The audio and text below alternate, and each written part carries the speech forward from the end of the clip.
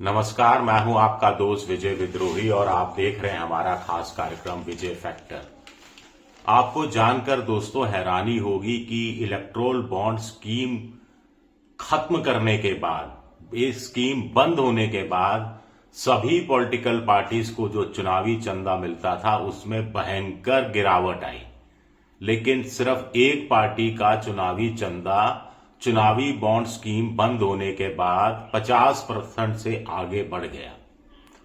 कांग्रेस को करीब 1100 करोड़ रुपया चुनावी चंदा 2023-24 में मिला था और उसके बाद जब स्कीम बंद हुई तो कांग्रेस का ये चुनावी चंदा घटकर 522 करोड़ पर आ गया।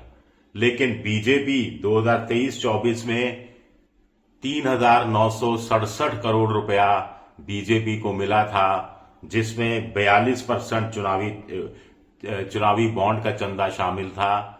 42% पैसा कम हो गया अगले साल, लेकिन कुल मिलाकर चुनावी चंदा बीजेपी का 3,967 करोड़ से बढ़कर 6,088 करोड़ हो गया, 50% से ज्यादा। ये क्या चमत्कार हुआ, इसके बारे में मैं आपको बताऊंगा। दूसरा बड़ा इंटरेस्टिंग है कि डीएमके को जो पैसा मिलता है उसके ग्रास रूट लेवल के वर्कर देते हैं। 20,000 रुपए से कम एक व्यक्ति देता है, और अगर आप 20,000 रुपए से कम देते हैं तो आपको नाम, पता, पैन नंबर वगैरह देने की जरूरत नहीं पड़ती है। जैसे ही चुनाव आता है तो जहां जहां जो रीजनल पार्टी है उसके चुनावी चंदे में बढ़ोतरी हो जाती है, और अगर कोई रीजनल पार्टी वहां सत्ता में है और सत्ता में रहते हुए चुनाव लड़ रही है तो उसका चुनावी चंदा कई कई गुना बढ़ जाता है। बिहार का इंटरेस्टिंग आंकड़ा मैं आपको बताऊंगा। टीएमसी ममता, पश्चिम बंगाल का दिलचस्प आंकड़ा बताऊंगा मैं आपको। और सबसे इंटरेस्टिंग चीज ये है कि जिस राज्य में जिस चीज का व्यापार ज्यादा होता है, यानी जहां खनिज ज्यादा निकलता है, तो वहां खनन उद्योग चंदा दे रहा है। जहां दवा उद्योग, मैन्युफैक्चरिंग, रियल एस्टेट के लोग हैं, वहां ये लोग चंदा ज्यादा दे रहे हैं। जहां पर लॉटरी का कारोबार ज्यादा होता है, वहां लॉटरी किंग चंदा दे रहे हैं। ये भी अपने आप में इंटरेस्टिंग बात है। तो कुल मिलाकर बीजेपी को 2024-25 में 6,088 करोड़, कांग्रेस को 522 करोड़, डीएमके को 365 करोड़, टीएमसी को 184 करोड़ चंदा मिला। समाजवादी पार्टी को सिर्फ 93 लाख का चंदा मिला, और महाराष्ट्र नवनिर्माण सेना भी करीब 91 लाख का चंदा ले गई। यानी राज ठाकरे की पार्टी को भी 90.87 लाख का चंदा मिल गया। ऐसे मिल गया, ये भी अपने आप में थोड़ी सी हैरानी की बात है। अब देखिए आगे चलते हैं। बिहार में चुनाव थे, अभी चुनाव निपटे हैं, तो पैसे की जरूरत पड़ती है। जनता दल यूनाइटेड को 2023-24 में सिर्फ 1.81 करोड़ रुपया चंदा मिला था। तब इलेक्टोरल बॉन्ड स्कीम शामिल थी, लागू हो रही की गई हुई थी। 1.81 करोड़, जो अगले वित्तीय वर्ष में 2024-25 में बढ़कर 18.69 करोड़ हो जाता है। तो ये 932% की वृद्धि चुनावी चंदे में हो गई। ये हैरानी की बात है।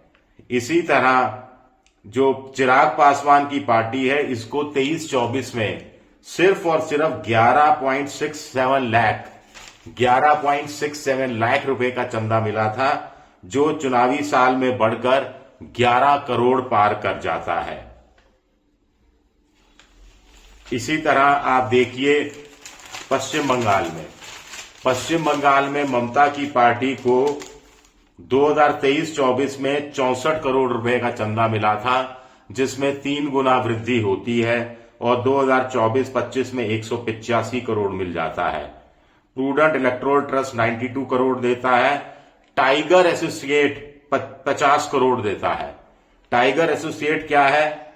टाइगर एसोसिएट एक लॉटरी वाला एक कंपनी है जो अलग अलग पश्चिम बंगाल, नागालैंड, सिक्किम और पंजाब स्टेट लॉटरीज का एक गठबंधन है, टाइगर एसोसिएट्स। यानी अलग अलग राज्यों में जो लॉटरी वाले ऑपरेट करते हैं उनकी एक यूनियन है, वो इतना पैसा पश्चिम बंगाल में देती है। आम आदमी पार्टी को भी मिलता है, डीएमके को भी इतना ही पैसा टाइगर एसोसिएट से मिलता है, 50 करोड़ का। लेकिन डीएमके को देखिए, जो तमिलनाडु की पार्टी है, 81.56 करोड़ रुपया 2023-24 में मिला, जो बढ़कर 2024-25 में 365.82 करोड़ हो जाता है। वहां अगले 2 महीने बाद विधानसभा चुनाव होने वाले हैं, 2.5 महीने बाद।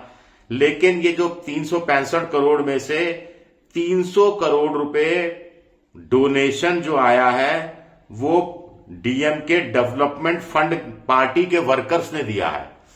यानी जो ग्रास रूट लेवल पर कार्यकर्ता जमा करके पैसा दे रहा है, कोई 1000, कहीं 2000, कोई 3000, कोई 10,000, 20,000 रुपए से कम।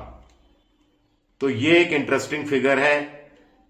आम आदमी पार्टी देखिए, आम आदमी पार्टी भले ही चुनाव हार गई हो इस साल फरवरी में, लेकिन चंदा भरपूर मिला। पिछले साल 2023-24 में फाइनेंशियल ईयर में 11 करोड़ चंदा मिला था। चुनावी साल में यह चंदा बढ़कर 38 करोड़ रुपया हो जाता है। हालांकि इसमें अरविंद केजरीवाल 12 बार 10,000 रुपया देते हैं।